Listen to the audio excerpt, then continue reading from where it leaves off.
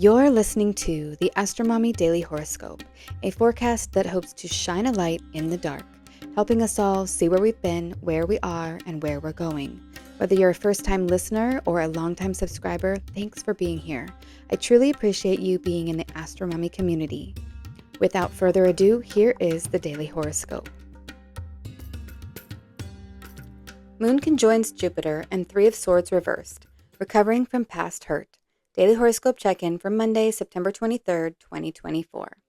Good morning, friends. Well, I don't know about you, but I experienced almost everything I wrote about last Friday. On Friday night, my husband and I were so tired while watching a movie together that I felt like I was being pulled into an intoxicating deep slumber. It wasn't until the morning that I realized I had written that the question would be to sleep or not to sleep, and it totally was. Then Saturday morning, some touchy subjects came up, and I was not the only one who was having heavy emotions rise up from the depths. From myself to my family and even my clients, deep emotional stuff was coming up. Thank you, Venus square Pluto. Additionally, on Saturday, I said that there would be delays because of the moon making frustrating aspects to the nodes, but that deals would still go through because the moon made a trine to Mercury, and this is exactly what we experienced. My husband was set to purchase a van from a gentleman on Facebook Marketplace, and the man was delayed an hour, but then it all went through after without a hitch. Then on Sunday, after the sun moved into Libra in the morning, I felt different, more balanced, and ready to take action on things. The cardinal energy moving me along like a gentle breeze moves a sail on a ship. And I wanted to do things, keeping how it would affect others in mind. My husband and I discussed our goals for the day in the morning and worked out a plan together that enabled both of us to get things done separately and still have time to hang out with each other and practice our tango dancing in the afternoon, finishing the evening by making dinner together to eat with all the kids. We both had the intention of creating peace and harmony and worked together diplomatically to achieve this.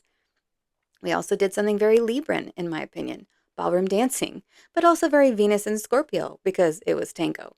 Seriously, you can't make this stuff up, and things don't always go this smoothly. I felt very in tune with the cosmos this weekend, and it never ceases to amaze me when the astrology says life will play out one way, and my life totally does. I am still in awe every time. How about you? I would love to hear about your experiences. Okay, let's get into the astrology. All times are in Eastern Time unless mentioned otherwise. Early in the morning at 7:41 a.m., the Gemini moon formed a sesquiquadrate to Pluto in Capricorn retrograde, indicating that whatever touchy subjects came up in your relationships over the weekend with the Venus-Pluto square, they are now kind of on the back burner and not right in front of your face anymore. Writing about the experience in your journal or through whatever means you use to record your life may be good, as the moon in Gemini loves using words to express herself and does a great job of it too. A few minutes later at 7:58 a.m., the moon in Gemini made a square to Saturn in Pisces retrograde, meaning that your serious feelings about an issue are getting a reality check, and it's important to deepen your commitment to staying in control. Whatever is getting under your skin, now is the time to be patient with those involved and allow yourself the space and time to deal with any hints of frustration so that you can keep it together. Things can feel heavy right now in certain areas, and that's to be expected with this transit.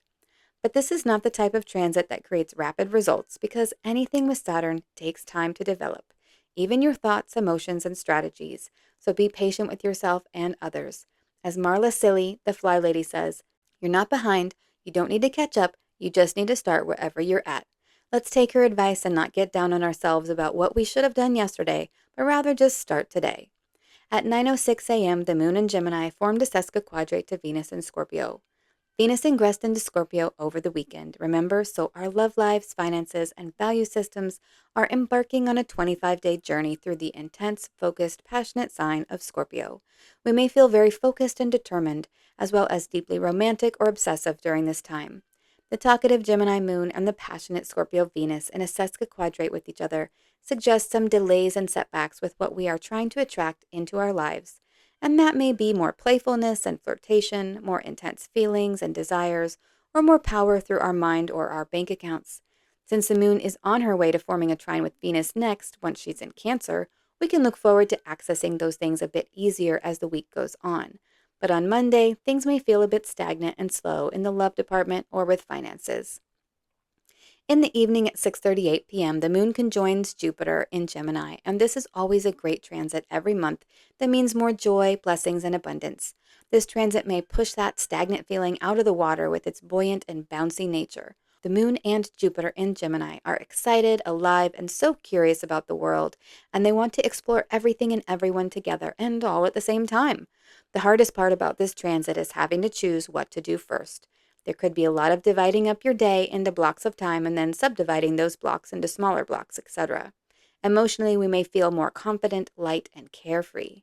At 8:44 p.m., the Gemini moon perfects a sextile to Chiron in Aries retrograde, symbolizing an opportunity to get in touch with our vulnerabilities or ego issues in a way that is helpful and hopeful. We may feel as if we've gained some wisdom and now we are more confident that we can get through the challenges we are facing right now, despite our insecurities. The Tarot card. Let's see what the cards have to say. What is the guidance for today? Three of Swords reversed.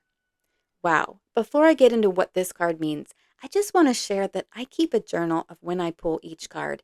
And last year on December 4th, 2023, when Venus ingressed into Scorpio, I pulled this card. I find that totally fascinating, considering that this card upright means heartbreak, and Venus is in her detriment in Scorpio, and it is a time of the year when we get deeply focused on our relationships.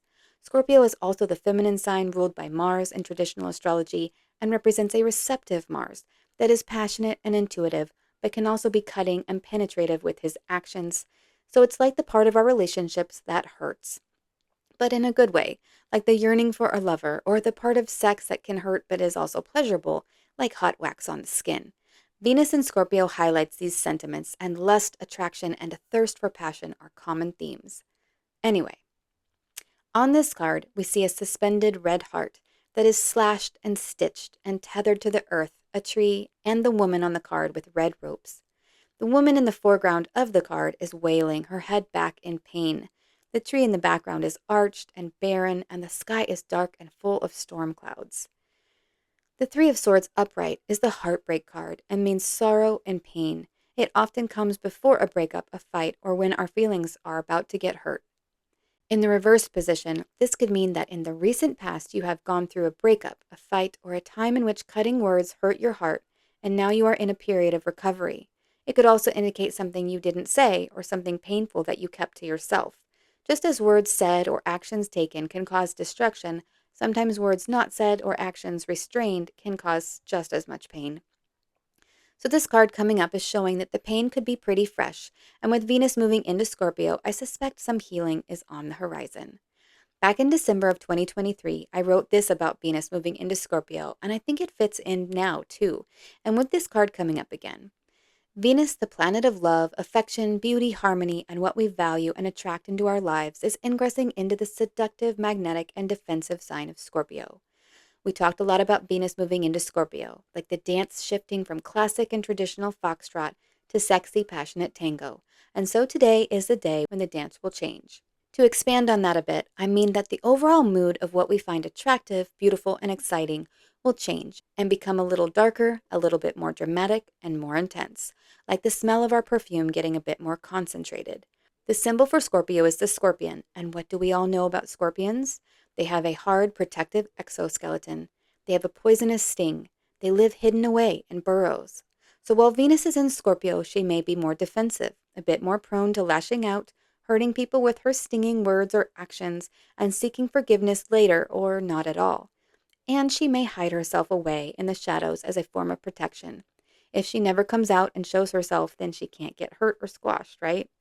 Venus is also traditionally in her detriment in Scorpio, because it is the sign opposite to her domicile of Taurus, and as such, she can be the opposite of love and light, and seek depth of feeling, including painful ones, as well as she wants to explore what is in the shadows, what pieces of ourselves do we hide away in the darkness, and why. Venus is a benefic, and she does bring healing, pleasure, love, friendship, and affection. So when she is transiting through Scorpio, I feel she is trying to coax a bit more of our hearts out of the shadows to mend, aid, and heal whatever deep wounds or trauma we've buried there. Whatever house that Scorpio rules in your chart, you may find that Venus's presence there is soothing, comforting, and reassuring, like a mother's kiss on a child's wounded knee. I would love to hear your thoughts in the comments. I hope this is helpful. Until tomorrow, Astromommy. Thank you for reading or listening to the Daily Horoscope. Quick links and resources can be found at the bottom of the newsletter.